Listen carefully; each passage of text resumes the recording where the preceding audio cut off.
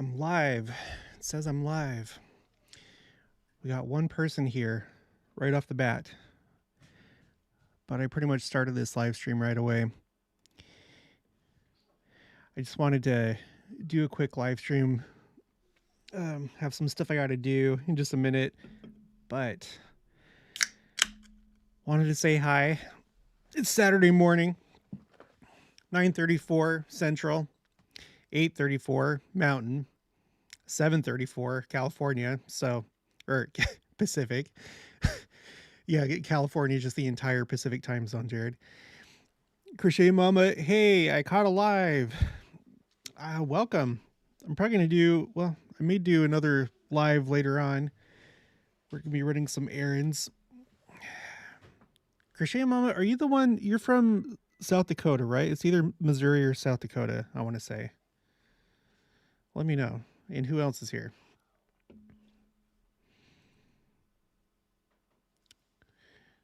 There's 8 people now. It's going to take a minute. I'm curious to see how many people are going to join. Missouri. Okay. There's another account. I can't remember off the top of my mind. If I saw it, I would recognize it. And I confuse you with her. Or at least I did, a while ago when I did more live streams.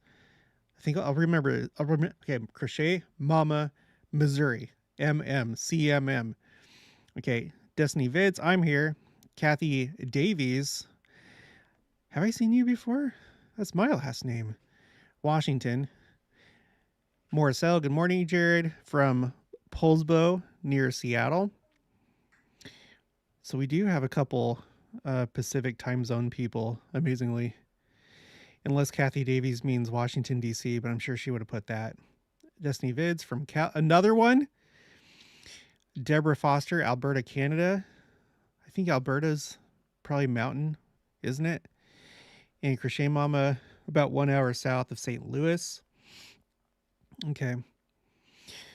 I've been to St. Louis one time, but it wasn't under the best of circumstances. I was flying in from Phoenix to go to boot camp in Fort Leonard Wood, Missouri, and that's where we flew into. I was a little bit nervous about what was going to happen later that day. Don Nessel, I'm here. And where are you from, Don? Okay, I did not expect people to be up at 7:36 on a Saturday morning. But there are. Victoria Knudsen, good morning, Jared. The Haystack Red 5 standing by. This is Gold Leader.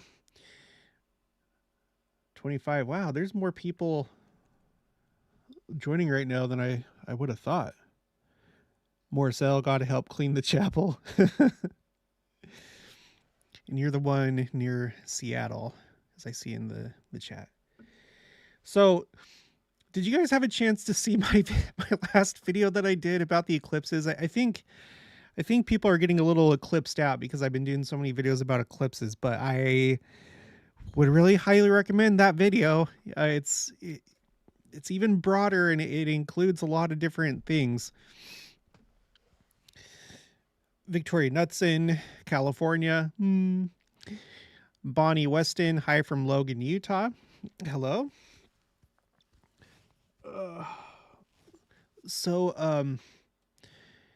Put in the chat, put why if you saw my eclipses video. Georgia Klingler from Wyoming is here. 29 people. The Haystack, I have 4 children. They don't allow for rest. Yep. Destiny Vid saw it. Ashley Handy, it was a great video. I love the videos on the eclipses. Amy Loria, good morning from Ozark, Alabama. Rosie Broncho just got up here in Jerome, Idaho. Cheryl B, hey. Crochet Mama, I think I watched part of it, but I don't think I finished it yet. Okay, well, I just wanted to, because I think people have been a little bit eclipsed out. I don't know, but that video didn't perform very well. And I feel like it should, because I did something that I thought was pretty amazing. I looked at all these different cities. Let me just list them off really quick. In fact, I'll screen share. Let me pull up the spreadsheet. I wasn't thinking about doing this. I'll give you a little sneak peek if you haven't seen it yet. But I did something that I thought was very revealing, and I'm really glad that I had the idea to do this. Okay, you have to go to. Okay, let me screen share. There we go. Go down. Excuse me. Go down to signs. Eclipses 1. So I went on timeanddate.com and I took all these significant cities and locations. And on timeanddate.com, you can see, like, for any given location, all eclipses that are going to happen from the year, or that have happened since the year 1900 until 2199. And I did St. George, because that's the site of our longest continually operating temple is in St. George. And then I did the 7 headquarters of the church, which I never counted it up before or thought about it, but there are 7 headquarters. In the video, in the description box, I put a link to it's a Ensign article that talks about the 7 headquarters of the church, which is a very interesting number, isn't it? Which means that Independence, or New Jerusalem, once it's constructed and designated New Jerusalem, is actually going to be the 8th. So again, going from one cycle to another, 8th. It's just like the eclipse that's coming up on April 8th. I really think that there's something about 7 and 8. But anyway, so I have Salt Lake, Winter Quarters, Independence, Far West, which was the 4th headquarters, Adamondayaman, Nauvoo, which was the 5th, Kirtland, which was the 2nd, Hiram, Ohio, which was the 3rd, Palmyra, or the Sacred Grove, Washington, D.C., Fayette, which was the 1st headquarters of the church and where the church was organized, New York City, Rome, and Jerusalem. So I went through and I found all the eclipses from the year 1900 until 2199. And there were some things that I did not expect. There was one year in particular that really stood out. Well, there were like 3 years that really stood out. And so just if you haven't watched it, please go watch it. Even if you're tired of like the eclipse stuff, this is like, there's more to consider, and it's not just the 2017 and 2024 eclipse. There's actually more. And I'm thinking of, other city. What can you think of any other locations or cities that I should add to this? If you have an idea, put it in the chat, or if you're watching this after the fact, then put it in the comments below. In fact, I'm going to add one right now. I was thinking of doing, I'm going to put it over here in column R, just so it looks a little bit better. I'm going to do Carthage. Even though Carthage is really, really close to Nauvoo, there could be a situation where, even because they're not the exact same place, there could be a situation where one was in the path of totality and the other wasn't. In the video, it's interesting because we talked about an eclipse, because somebody sent me an article about this eclipse that happened 4 months after President Nelson was born, that it cut New York City into two parts. And that was an interesting occurrence. It also went over, okay, another spoiler, it also went over the Sacred Grove. Just 4 months after President Nelson was born, there was an eclipse that went over the Sacred Grove. And in the video, I go over how often that happens. Eclipses going over the Sacred Grove.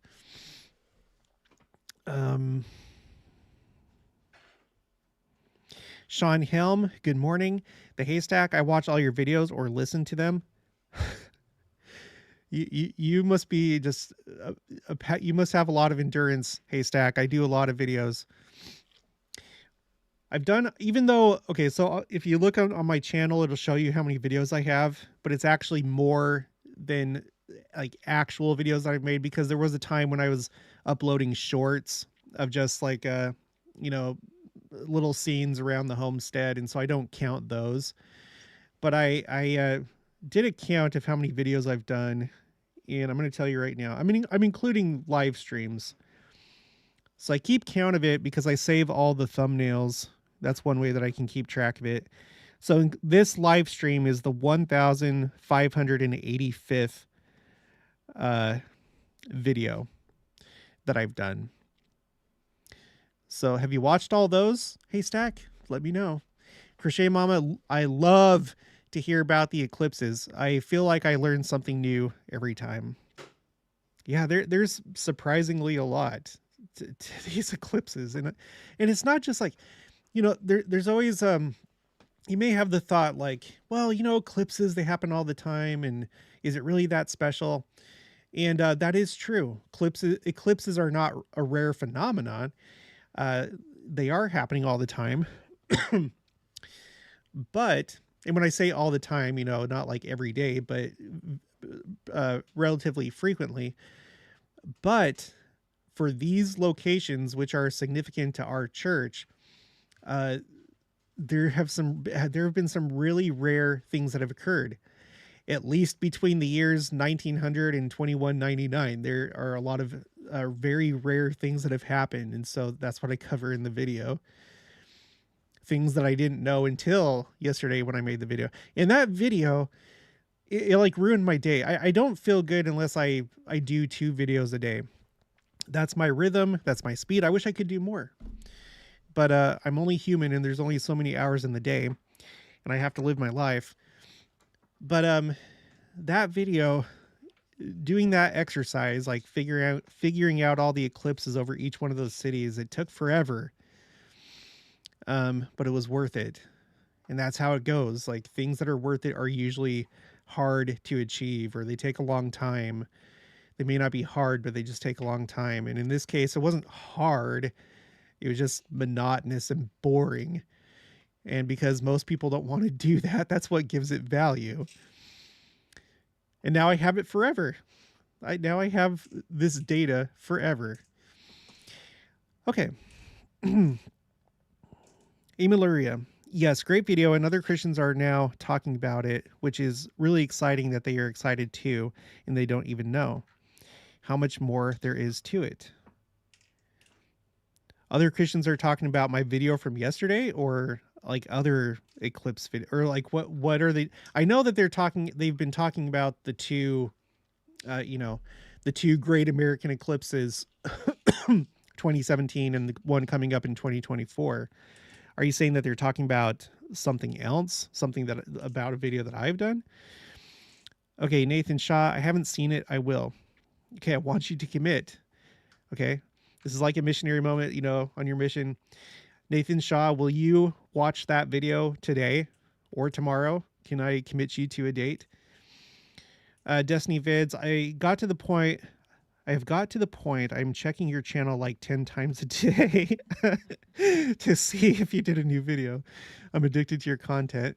Well, that's good. Avoid addictions, but if you have one, this might be a good one to have. Yeah, usually it's like 2 a day. That's like usually what I can pump out. Kathy Davies, Washington State. Yes, I loved the eclipse video. Going to watch it again. Yes. Thank you for all your hard work. You help us see important aspects of our day. Thank you very much. Thanks, Kathy. Yeah, I feel like there's just things that you can't really see unless you put it down and you graph it, or you save it somewhere. That's the beauty of these spreadsheets. Or you may like come across it, but then you may forget about it. And so it's important to record things, and I'm willing to do that because I'm a YouTuber. I'm still like, this was never supposed to happen in my life, but it has, and it's been great. I love doing YouTube, and I love all these things that I'm learning myself. Sleeping with the Cats, Staten Island, New York City. Okay. I don't know if you've ever like said that before. I feel like I would have remembered that. Maybe you have. But for me, I don't know about you guys. Obviously not you, Sleeping with the Cats, but people that live outside of like these really big cities.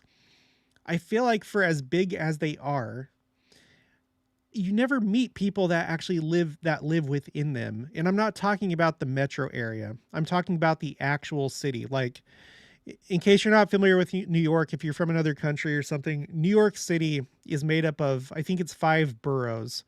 It's such a big city that they divided it into 5 sections called boroughs. And Staten Island is one of them. And so, you know, a lot of times, like when you meet somebody from Chicago, like they'll say Chicago, but they're actually from a suburb of Chicago. And what I'm talking about is I feel like there's not very many times that I meet people that actually live within the city limits of these big cities. It's like, where are they? Where are they? There's one lady one time, I don't know if she still watches, but she said that she's actually in Chicago, for example. So my point is, sleeping with the cats, I think you're the first person uh, that's commented that is from New York City itself. Even when I was in Salt Lake, or here I'm going saying Salt Lake, when I lived in Murray, which is 2 cities south of Salt Lake. It goes Salt Lake, South Salt Lake, and then Murray. I lived in Murray all growing up, and I lived in the Salt Lake area until 2012. Okay, I can't remember. I think I was like 27 or 28 at the time. I had like never come across somebody that actually lived in Salt Lake City. Until I moved to Salt Lake City, I lived in the Avenues, which is right next to downtown.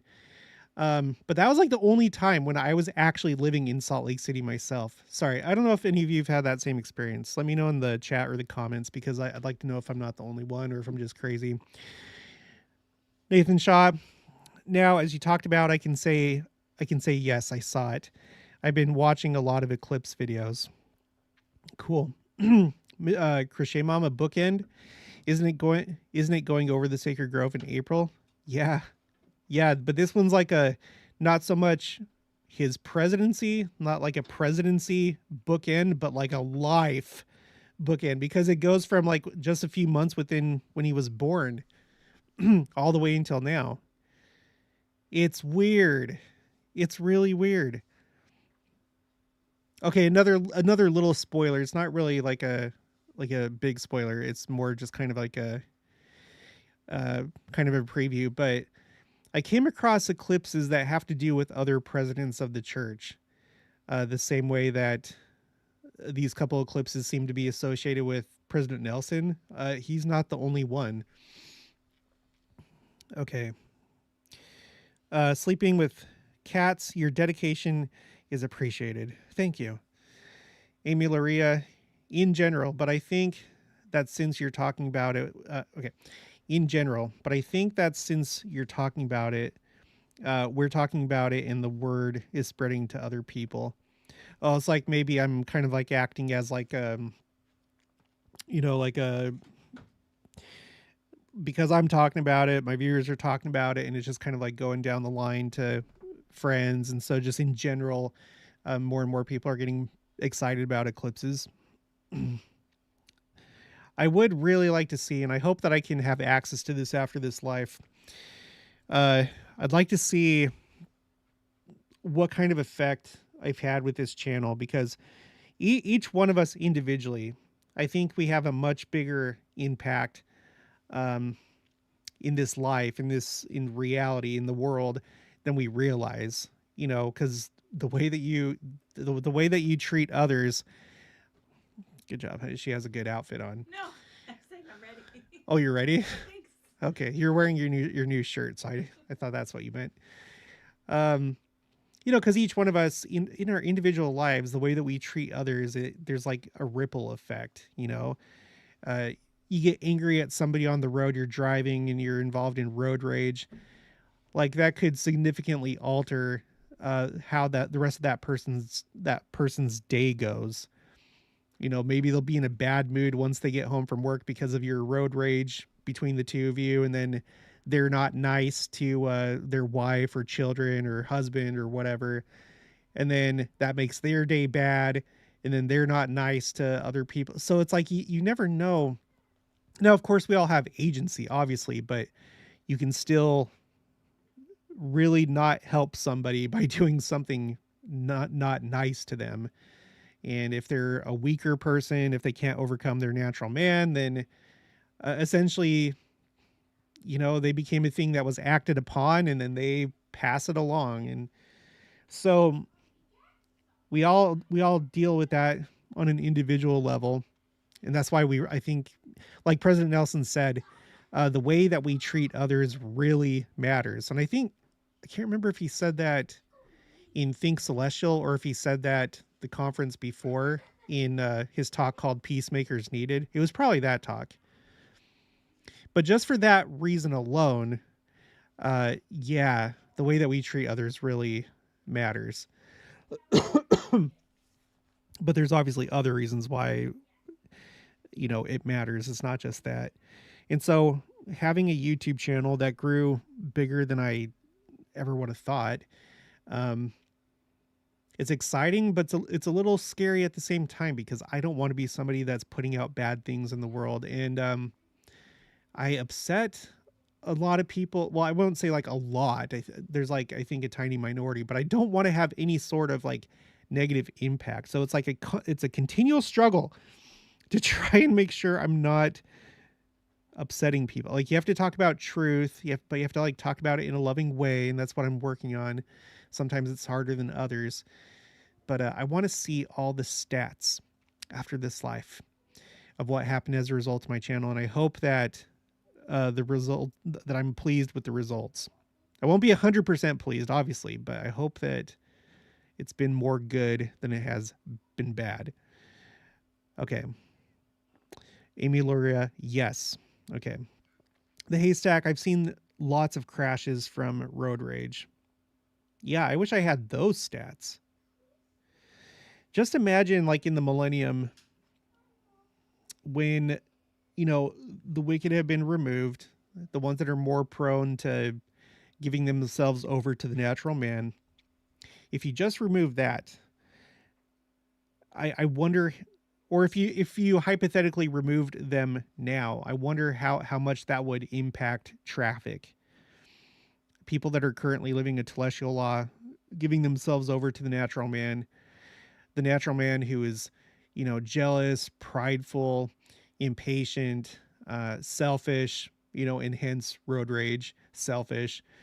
Oh, you got in front of me. You got in my way. Now I can't get home 1 millisecond faster.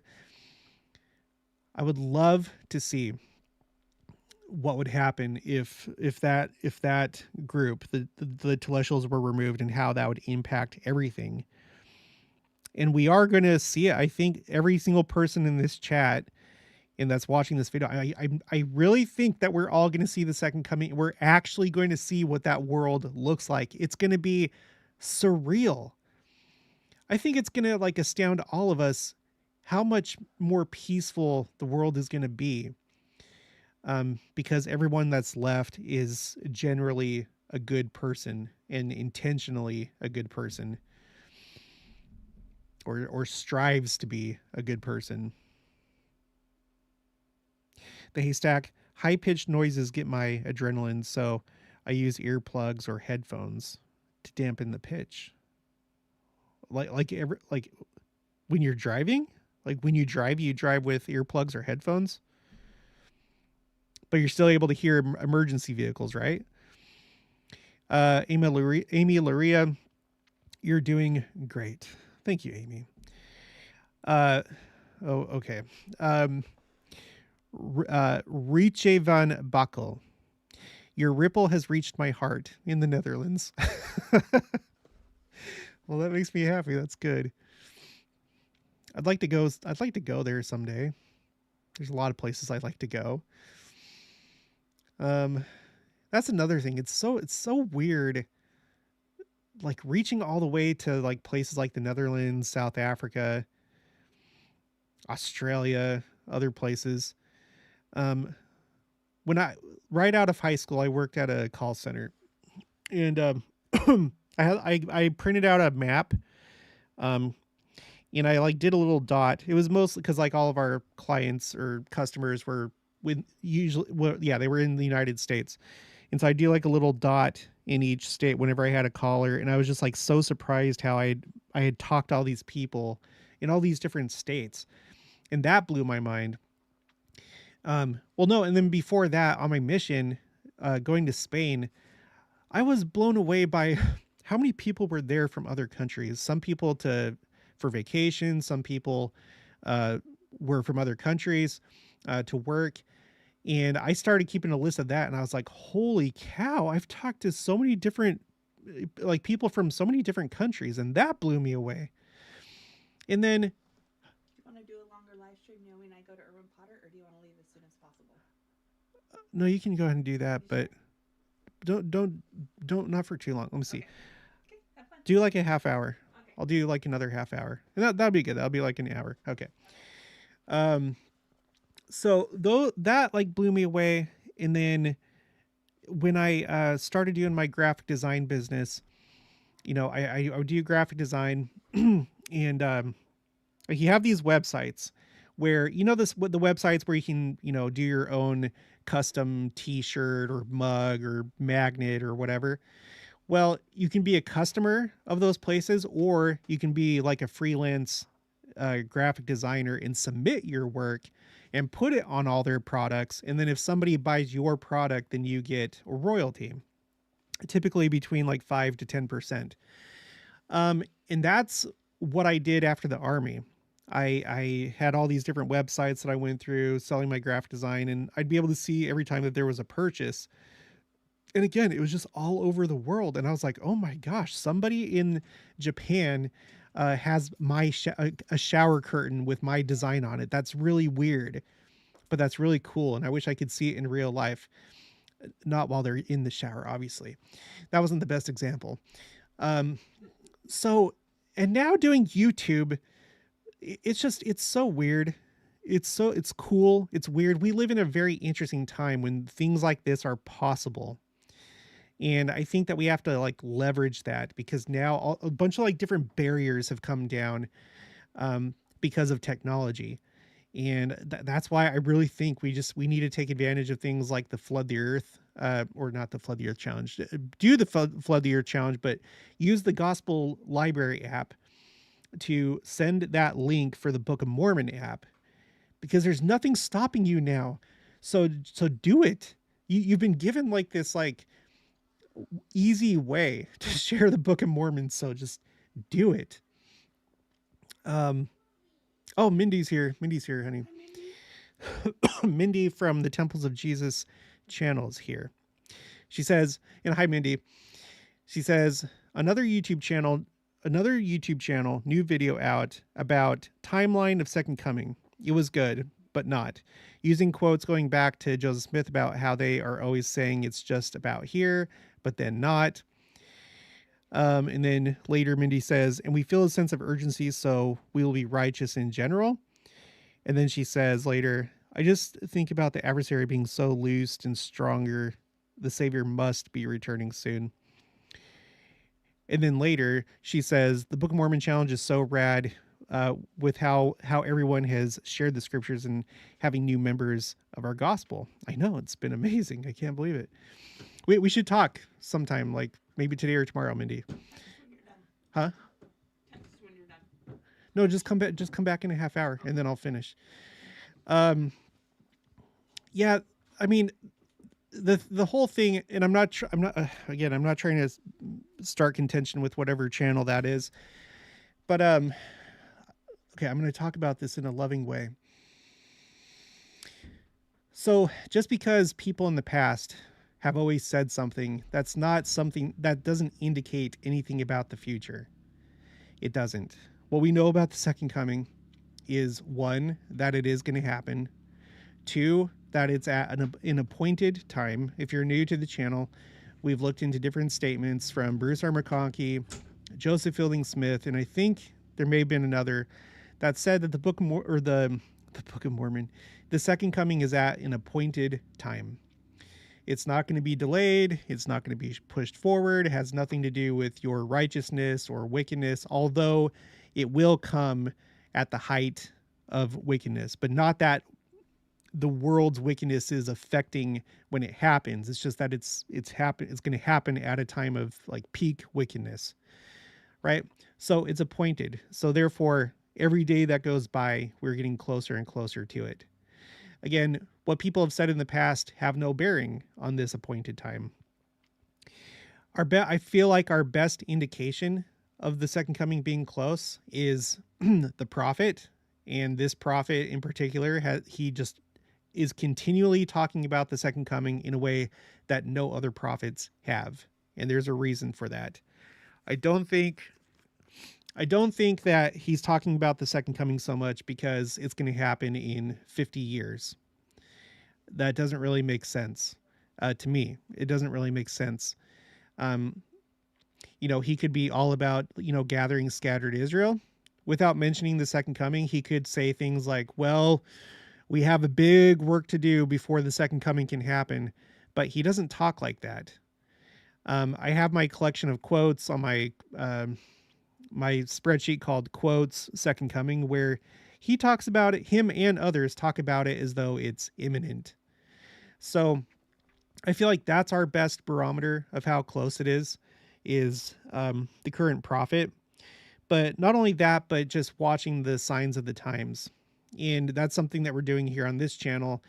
Not just like going from story to story, but actually like writing it down and tracking it and tracking as much as we possibly can, like eclipses. If you watch this video that I did yesterday, I feel like it's a really good indication of how close that we are. Aside from everything else that I've talked about when it comes to eclipses, the one yesterday, I feel like it makes it like even more clear if eclipses are any indication of the second coming, and I think that they are. But one of the more dramatic things are the wildfires. Those have definitely taken off in earnest. Especially, there's like two times that they really took off. One was in 2004, and that's the year that President Oaks gave his second coming talk. He hasn't given another talk like that, and frankly, neither has anybody else. It was a very unique talk. And starting in that year, fires started. There started to be like record-breaking fires, more so than in the years past. And then also that was the year of a really, really big disaster, the one in Indonesia, which was the big earthquake and the tsunami that killed over 200,000 people. Since that time, disasters, generally speaking, have increased, with certain disasters more than others. So, but then, sorry, with wildfires, the other year where wildfires really picked up was 2018. President Nelson's year. Let me just show you. It's better if I just show you. Okay, so let's go to signs, wildfires. Okay, all you need to do is just pay attention to the colors here, okay? So I have done my absolute best to find as many different locations, meaning states, provinces, countries, that have had their largest or deadliest or most destructive wildfires. I have searched high and low. I have manually gone through all the different states that I could to see if I could, because there's not like a list out there. There's not like a database that I know of that has it all listed down. When it comes to wildfires, you kind of have to just depend on either news articles, or if it just happens to be mentioned in like Britannica or something like that. So it's scattered all over the place if you're trying to find out the largest, deadliest, most destructive of a certain location. And so far, this is everything that I have. You have a couple back in the 80s and the 70s. For example, Australia had its largest wildfire called the Yellowstone fires. So it would have been like what they call a complex fire, where you have different fires that merge into one, and then they count it as one wildfire. So in the 70s, you had Australia. 1988, you had the I messed that up. I didn't put down the right name for Australia. It's not that's the Wyoming. Oh, well, this is embarrassing. Oh, I'll have to double check on that. But the rest of this is right, okay? So you see, here's 2004. And from 2004 on, you have all these wildfires. Both single wildfires as well as wildfire seasons for a location. So Alaska had its largest wildfire and its overall worst wildfire season in 2004. And then moving on, you have Texas, Utah, Idaho, Australia with the deadliest, not necessarily the largest, but the deadliest. Arizona, Oregon, Arizona with its deadliest. Montana, the entire European Union had its worst wildfire season in 2017. But look what happens in 2018. In 2018, it just like ramps up even more. More and more and more locations, and not small locations. California in 2020 had its largest wildfire season. In 2020, Australia had its largest single wildfire. Russia in 2021, the entire country, it's a big country, largest wildfire season, 2021. Canada, also a very large country, geographically speaking, last year had its worst wildfire season. The European Union, that's also a very large geographical area. Within that entire area, it had its single largest wildfire, which was in Greece. So anyway, what I'm trying to say is the fact that people have always said it before, it has no bearing on the future at all. It doesn't. And just like the people that say, oh, in the church, oh, they've always said that this is the generation of the second coming. That could be, but I have no evidence for that beyond, I always forget the year, 1966. Let's go to quotes, rising generation. So here's my rising generation spreadsheet. It's chronological. It's all the quotes where they talk about a particular generation. And it only goes back to 1966. And I have the ability, you have the ability to search before 1966. It's in the scripture citation index. People, just random people on the internet will save quotes, from before that time. You find those quotes, you go actually verify them. You go to where they can actually be found to verify that it's not just something that's made up. People are sending me stuff all the time. I have nothing before 1966 except for in Doctrines of Salvation by Joseph Fielding Smith, Volume 3. He says, I believe that there are some of us today that will see the second coming. Whereas the ones over here, starting in 1966, they're more like, no, this is the generation of the second coming. And then there's Joseph Smith's prophecy in 1843, was it? Yes, 1843, where he said, there are those of the rising generation who shall not taste death till Christ comes. So if you had a parent that gave birth to a child that year, that child would be one of the first members of the rising generation that Joseph Smith is talking about. But if that same parent, say that the parent was 18 years old at that time, if that same parent, and let's say that it's a male, if that parent went on to have children much later in life, and I've done videos about this. There are many, many examples of men that have had children in their 70s, 80s, and even in their 90s. If the guy was polygamist, that was like a common thing, is to marry younger women, but not just in our church. There's others of those throughout the world, or just people that aren't polygamous that still have children at an old age. That generation that Joseph Smith is talking about, there's some of those that seem to be still with us today. For example, I don't know her genealogy, but there's Maria Brañas Morera from Spain. She's currently the world's oldest living person. If this 82-year-old parent would have given birth or had her, she's part of that generation. And there's no way for me to go through everybody's genealogy or search everybody across the entire world to see who would fit into this generation. But this is an example of how that very well could be. But the thing about that is that that window is coming to a close really soon. Every year that goes by, it's less and less likely. And I believe Joseph Smith, and I believe his prophecy. And Bruce R. McConkie believed his prophecy. And I'm sure that others have too. Because when a prophet gives a prophecy, it's probably on good authority. And so, anyway, there's so many. Did I not show that? Gosh dang it. Here it is.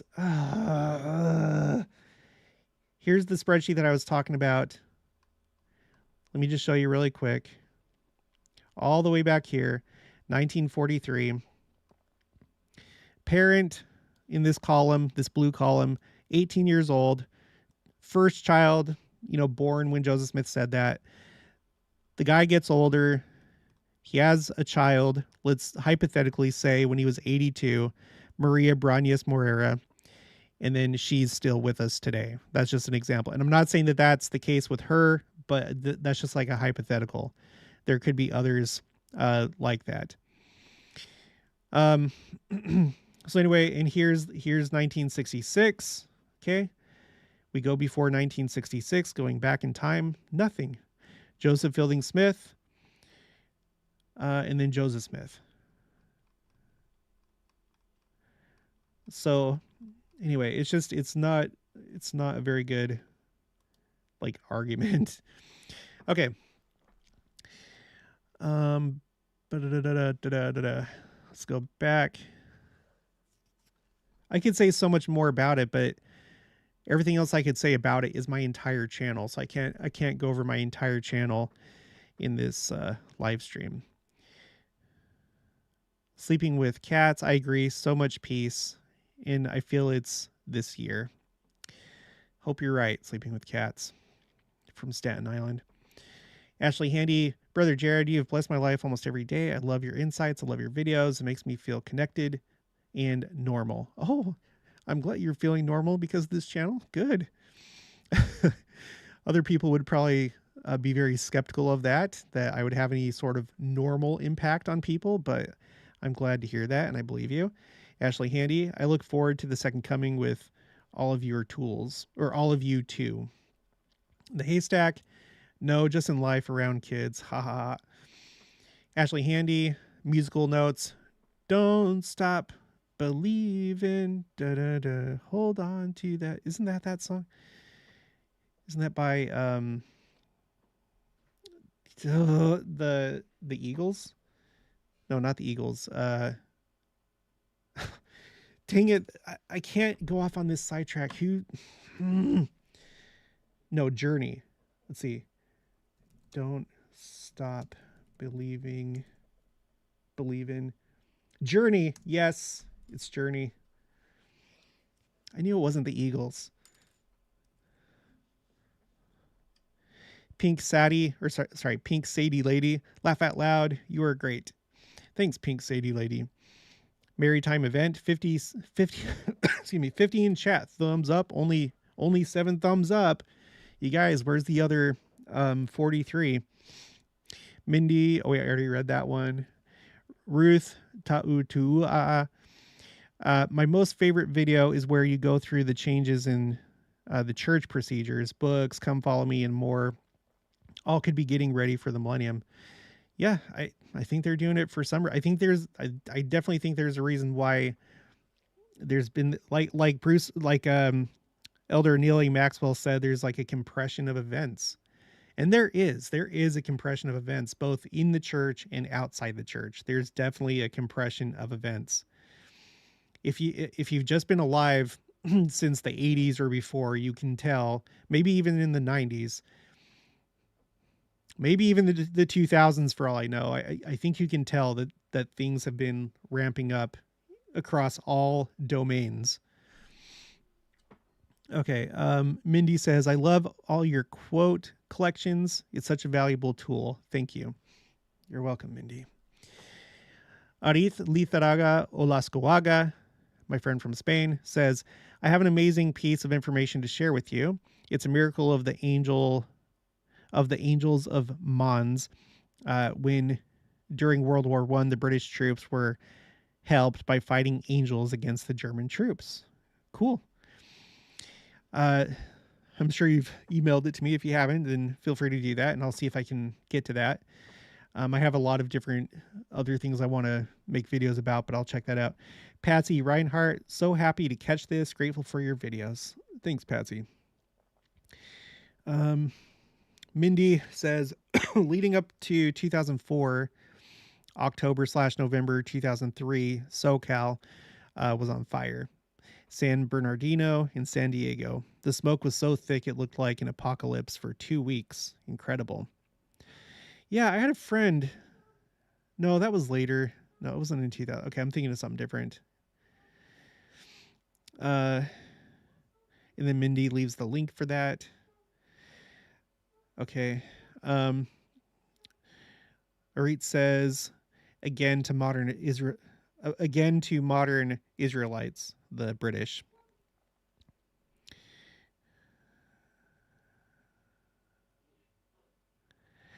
Glenda Wheeler, hi Jared, from Salt Lake City.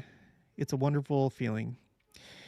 Glenda, we were just talking about Salt Lake City. Are you, if you don't mind, you don't have to say, but are you actually in the city limits of Salt Lake City, or are you just in the metro area somewhere? I'd like to know if there's anybody that lives in the city limits of Salt Lake City or any of these other big cities, not the suburbs. If you are, let me know. Sleeping with Cats actually lives in New York City. It's a first as far as I know for my channel. Anyway,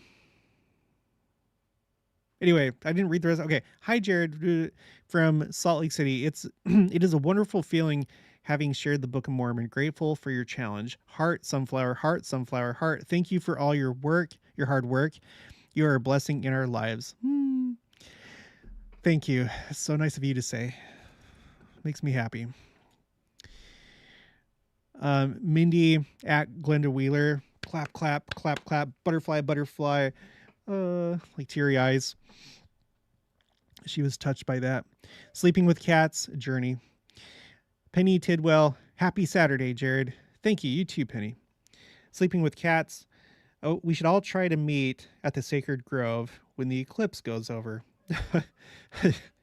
I don't think that's going to be in my budget. I would like to. I'm going to try and go to Adamandayaman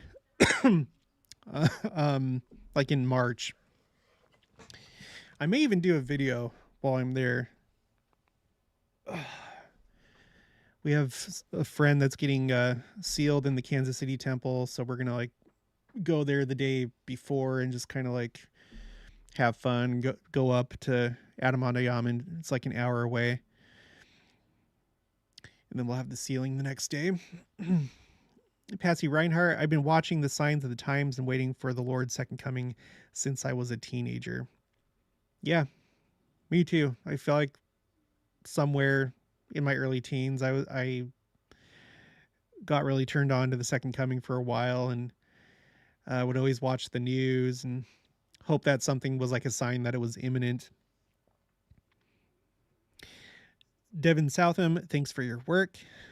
Thank you, Devin. Arith Litharaga Olascoaga says, when Jesus or the apostles speak in words like the second coming is close, the devil knows he has but short time. It's meant to be literal for the saints that live in the season. We're them. Well, yeah, and I'll do you one better.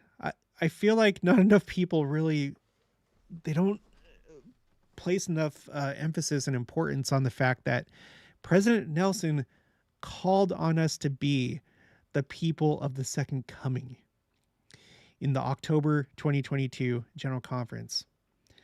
And you can tell that he meant it. He wasn't just talking about, we, the church. He wasn't talking about the entire dispensation. He was talking about us. He said that the whole point of the gathering is to prepare a people who are able, ready, and worthy to receive the Savior when he comes. And then he called on us to be the people of the second coming, just like that. And then back in April 2019, he said, time is running out. I'm telling you right, I'm not saying that it's never happened, but I haven't found it yet. There has not been any other prophet that has said that time is running out. I've searched, and I'm sure that it'd be on my radar by now if someone else had said it, because someone would have sent it to me in an email. Now, I'm always getting emails of things that I didn't know about, but usually it's not like big things like that. Most of the big things came to me within the first year and a half of my channel. That's like when people sending me emails brought all the big things in, and then other lesser known things, but maybe not as much weight, come in from time to time. So I seriously doubt that anyone else other than President Nelson has said time is running out. And I call upon you, my dear brothers and sisters, to be this people. So it just, if it doesn't happen for 10 years, 20 years, then fine, I'll do a YouTube channel until that point. Or, maybe YouTube will not even be around and I'll move on with my life. Who knows? Let's still live in the here and the now. Let's gather scattered Israel on this side and that side of the veil. Let's work on being a Zion people. Keep living our lives. But it doesn't make sense that all these things are happening right now, especially when I've been, and all you can do really, unless you're doing it too, all you can do is just rely on my research. I have confidence in my research because I'm the one doing it and I trust myself. But looking at all these different things, putting together all these timelines, doing the actual research and looking, there is a compression of events that's happening right now. Just just space, space. There have been all these huge events that have occurred just within the last few years. And when I say huge, I mean record breaking. Again, that same conference, I've mentioned it a billion times, the October 2022 General Conference. In that same talk, President Nelson said that we would see the greatest manifestations of the Savior's power that the world has ever seen. And he cites Joseph Smith Matthew, where it talks about the sign of the Son of Man. I showed it in a recent video. No other prophet has ever cited that scripture, the sign of the Son of Man.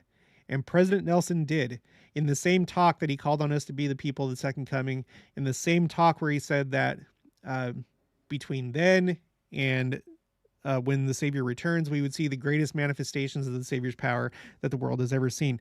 7 days after that happened, after he said that, we literally saw the most powerful and brightest explosion that humanity has ever recorded with modern instruments. It was a gamma ray burst from a star that exploded. It was the largest one that it's literally the largest explosion that humanity has ever seen and realizes with modern science. How does that happen 7 days after he says that? And then we also saw the largest solar flare, not from our sun. It was from another star in the Orion constellation, but it was the largest solar flare that we've ever seen. And there's been the largest this and the largest that, and we're starting to we have all these interstellar objects that are starting to come into our solar system. Now, they've probably come before. That we've probably had what they call rogue comets, which are comets that don't originate from our own solar system. They come from outside the solar system. there have been these different. In fact, you know what? I'll show you. Um, let's go to okay, signs, comets, meteors, and asteroids. Okay, so interstellar. I have I have a separate. I already see something I need to fix here. Apophis. I'll have to double check. I know that I'm pretty sure Apophis is it's a comet, or no, it's an asteroid. Apophis. I don't think it's an interstellar. I need to double check that. But anyway, interstellar meaning something that comes from outside of our solar system. We've only started to see that since 2014. So 2014, there was a meteor called CNEOS 2014-0108, aka IM1. That's the first observed interstellar object. Okay, this meteor back in 2014. The second observed interstellar object was Oumuamua, which they believe was an asteroid, which was a very unusual asteroid. I've done videos about that. I'm not going to go over that again here. There's a lot to say about it, about where it came from, the constellation it came from, and the one that it's going to, and its shape and its acceleration as it left our solar system. There's different theories about that. But Oumuamua, on the 14th of October, of all days, that's 2 sevens, and you know, the Utah eclipse in 2023, that happened on the 14th of October. I'm just making that connection right now. Not saying that there's necessarily a connection, but that's the second. So that happened just a few months before President Nelson became president of the church. We saw our second interstellar object. And then 2019, now President Nelson is president of the church. And we have our first observed rogue comet and the third interstellar object to come into our solar system. Comet 2I Borisov. And then, so that was the third. I think there was a fourth as well. I thought.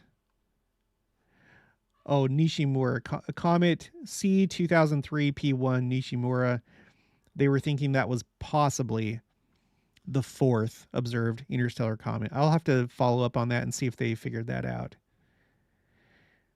So how is it, you know, it's not like our modern astronomy got invented in 2014.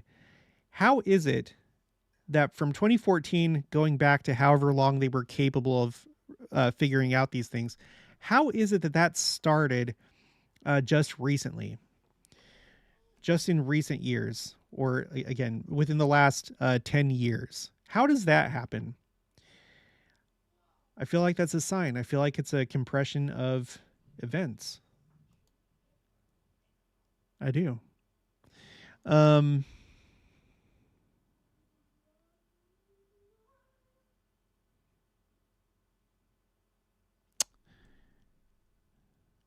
okay, yeah. Okay.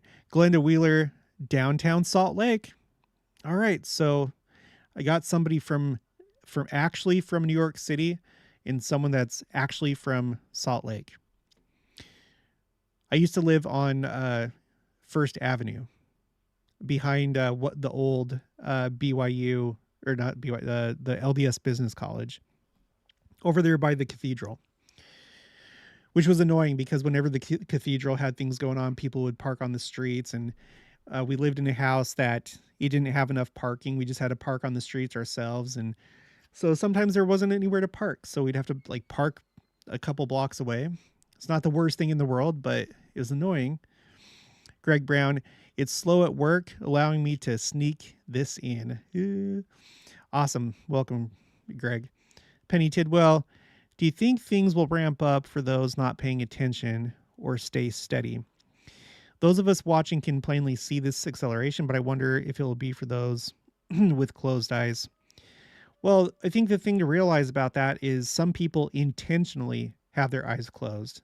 So I don't think that any number of things is going to convince them. And the scriptures say that, especially for those that are not watching, those that are, not living a gospel lifestyle, it's going to come as a thief in the night. It's not like they're going to, it's going to come unexpectedly. It's going to be unexpected. Um,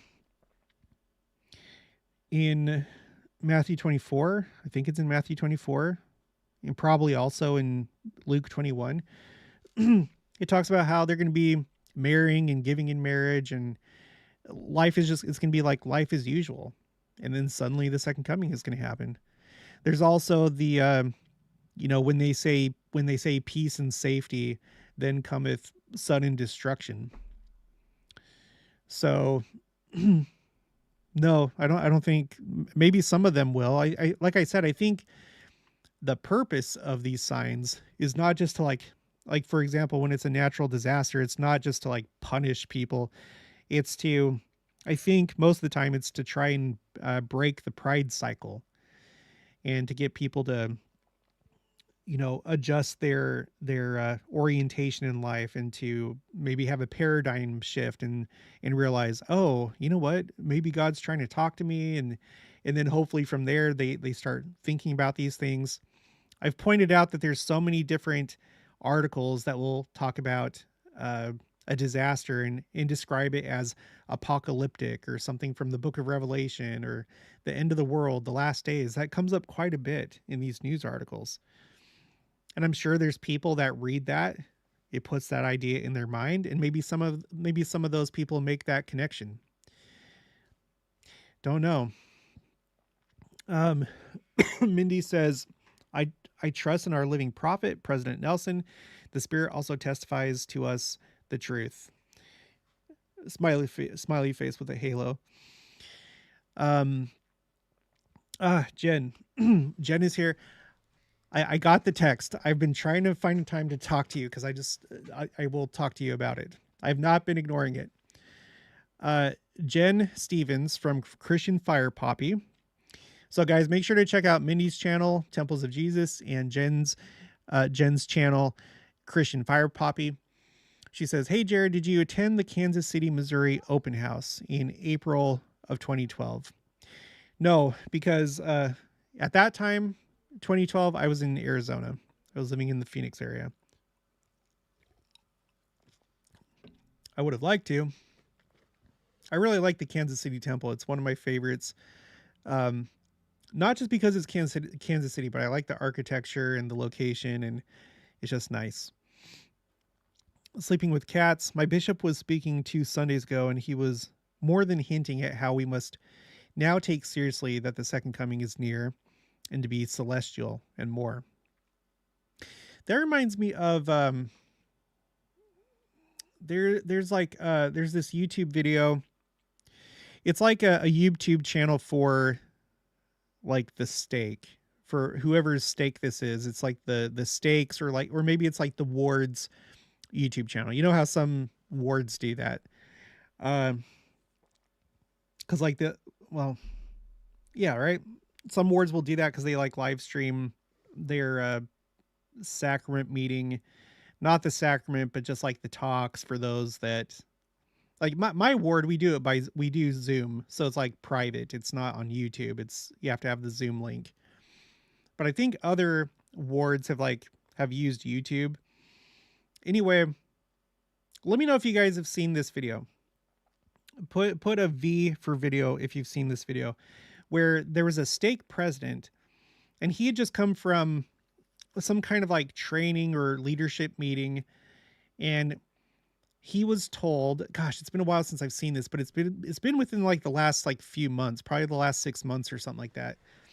He said that they were told to start thinking about the second coming and preparing for it, to prepare your stakes for the second coming. And he's like, and you know what?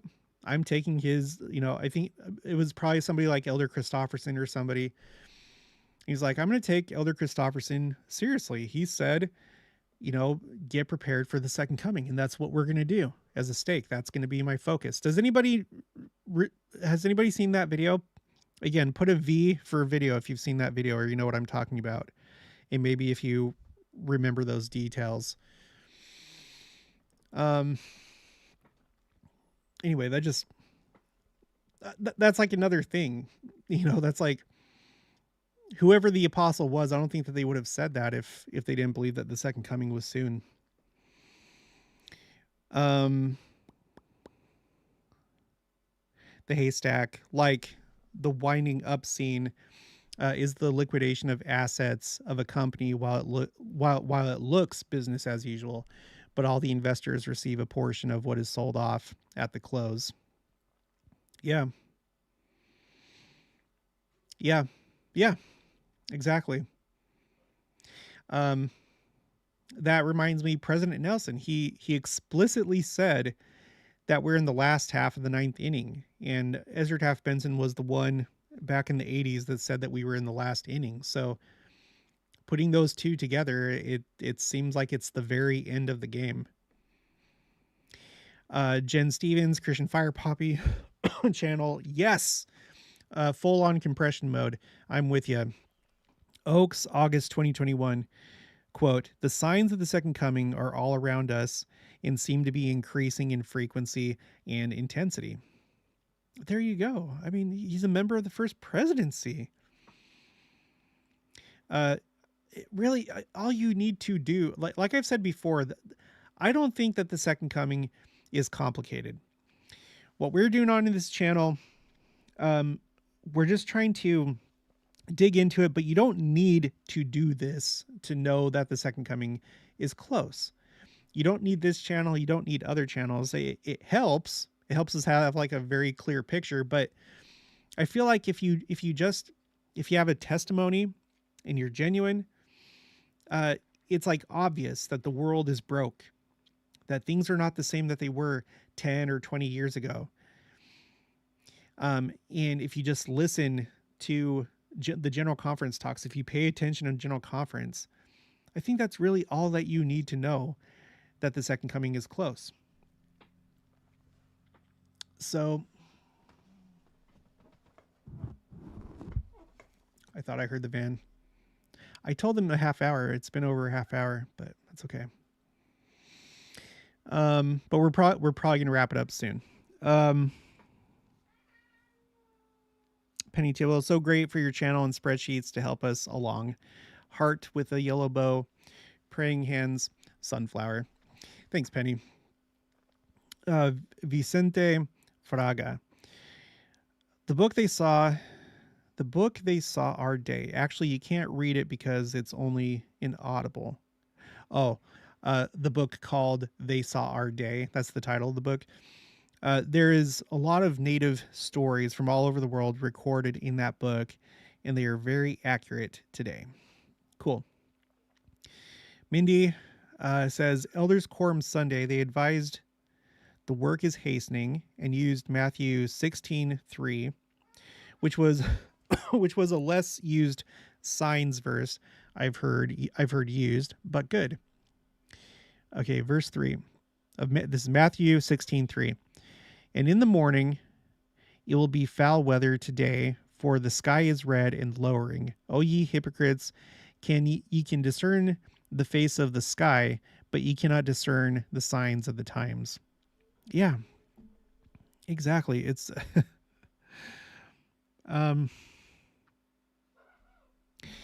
you know, people believe different things for different reasons. Just again, I think there's people that you're gonna have people that just don't really believe in religious things, like they don't believe the literal aspects of the gospel and the scriptures, because for whatever reason that's the way that they think.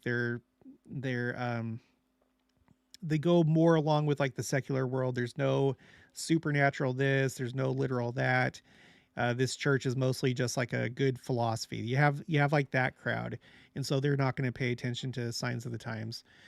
You have the crowd that may believe, but they themselves are unworthy, and so and they know this, and so the second coming scares them, and so they want to in any way, push it off into the future. Like, no, it's not going to happen now. I'm not ready yet. It's not, don't worry. It's not, it's like a self-soothing type of thing. Like, no, it's okay. It's not happening anytime soon.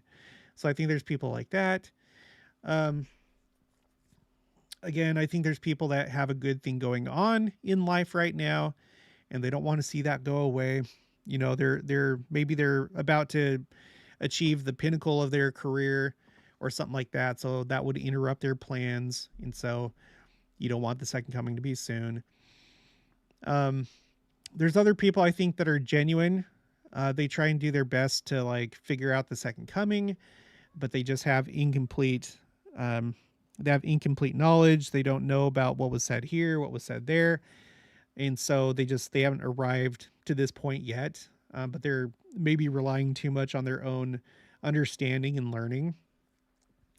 Uh, yeah, and I feel like that's a big problem. Leaning to our own understanding and learning, and that's why I like to look at all these different things and look at things happening in the world and whatever. But that's why I think we have to listen to what the prophets and apostles are saying, because that is not my understanding and my learning, and they're speaking very very clearly right now.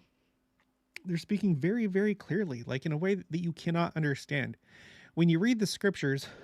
And it comes to prophecy, that can get kind of murky, because a lot of times you can like interpret it this way, you can interpret it that way, you can interpret it this way. And so that's why I don't just like read a scripture and then I'll declare what that scripture means, because I could be wrong. So that's the beauty of the scripture citation index, is you can look at a verse, you can say, I think it means this. And then you go to the scripture citation index, you find a talk that actually talks about that verse, and then you find out, oh, that's actually already happened, or that prophecy is not what I thought it was saying. You know, but that takes humility, and I'm not trying to be like prideful in my humility, but I think you have to be humble to accept the fact that you could be wrong in the way that you read a prophecy in the scriptures. It may seem just so clear in your mind. You picture it, this couldn't possibly mean anything else. But then it does, like when you listen to a prophet or an apostle who speak that says otherwise.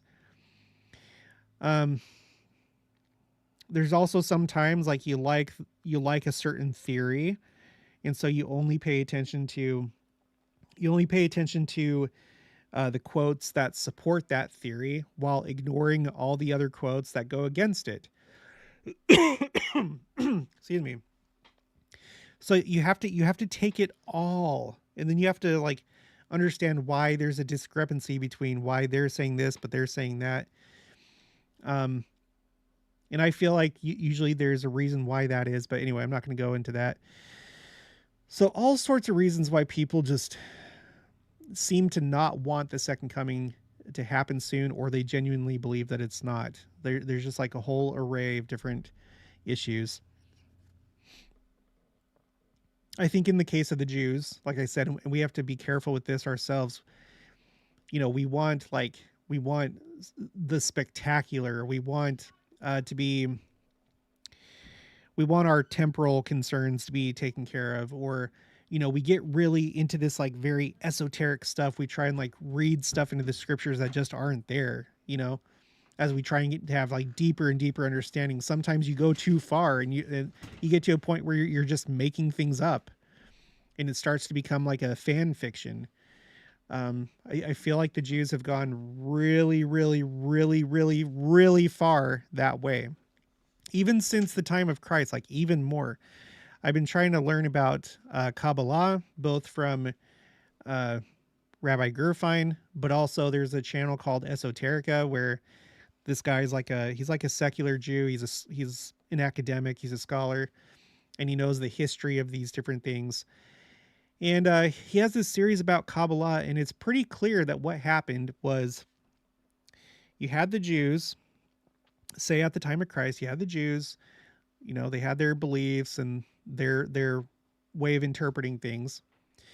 But then they started to get like more and more like mystical, like having this like these different kind of like mystical beliefs creep in based on people that are I think what happened is you have like a rabbi that wants to, you know, become more popular, for example, wants to stand out, wants to be special. And so they'll take like a scripture and be like, you know, this scripture, if you actually think about it, it actually means this hidden thing. And, you know, they get attention for pointing out that thing. And it's just like this chain reaction where another rabbi comes and says, well, that's true, but there's also this. Have you thought about this? And then it turns into these different mystical schools. Like there was a time that they did what's called Merkava, um, or it's like kind of Merkava mysticism within Judaism, which kind of led to Kabbalah, which appeared in the late 13th century in Spain. Now, Jews that believe in Kabbalah, they wouldn't like accept that. They would say that it goes all the way back to Moses and all the way back to Abraham, all the way back to Adam. But the scholarship shows that it seems like it came into being at that time, late 13th century Spain, and the guy that wrote the Zohar, uh, like it was like a new thing, and there were people that are like, what is this? And there was one guy that traveled all the way from somewhere in the Middle East to Spain because he came across the Zohar and he wanted to know like, where did this come from? And he got to the guy's wife, you know, he was not available or something, and he was like talking to her about it, and she was like, oh, he just made it up. And he's like, what? Oh yeah, he just made it up. And instead of like there's like debate on this, but um he ended up embracing Kabbalah because I guess what his interpretation was of what she said was like, oh, like it came to him like in like a prophetic way. And so there's debate about what she was actually trying to convey. Like, was she trying to say, no, he literally he just made it up? So anyway, I'm not doing it justice talking about this, but what I'm trying to say is like you have basically kind of like this like fan fiction that develops, and Kabbalah has become very, very influential, and it's affected a lot of aspects of the Judaism that we know today, including prayers that they recite. There are a number of those that have been influenced by Kabbalah, whether those Jews know it or not. The ones that maybe don't really practice Kabbalah. And I think that that's something that probably happens with most religions is you have people that are wanting to shine, they're wanting to stand out, they're wanting to be special, and they essentially come up with fan fiction based on a religion. You know, I've used this example before. Star Wars was huge.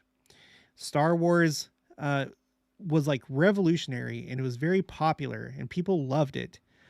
And before the prequels came out, people loved it so much that they wrote their own fan fiction, their own novels, and they got permission from George Lucas, the copyright holder, to do it and to have it be the official canon. You know, and so you had this thing that developed called the expanded universe, the Star Wars expanded universe, where you had all these authors that were just like, you know, riffing off of each other and coming up with this big, huge collection of fan fiction, right?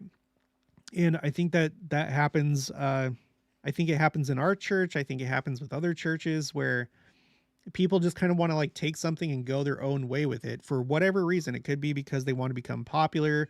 They may want to make money off of it. You know, of course, you'll have mentally ill people. And that's not anything bad against mentally ill people, but that's always a factor too. People that are mentally ill. You know, it's just like it's a phenomena that happens. And so sometimes that will obscure our view of how prophecy is supposed to play out, you know, or our understanding of prophecy, of doctrines. In the case of Kabbalah, it went pretty far as how much it affected Judaism. I would actually like to compare pre-Kabbalah Judaism to post-Kabbalah Judaism. I think there'd be. It seems like there's like there's a difference, a noticeable difference. Okay. Anyway, I gotta go now. They're back. So thanks for joining me. I just want to see something really quick. How many people? There's 58 people now. And the highest that we got to during this stream was 63. That was the peak. So anyway, thanks for joining me. I hope you have a good rest of your weekend.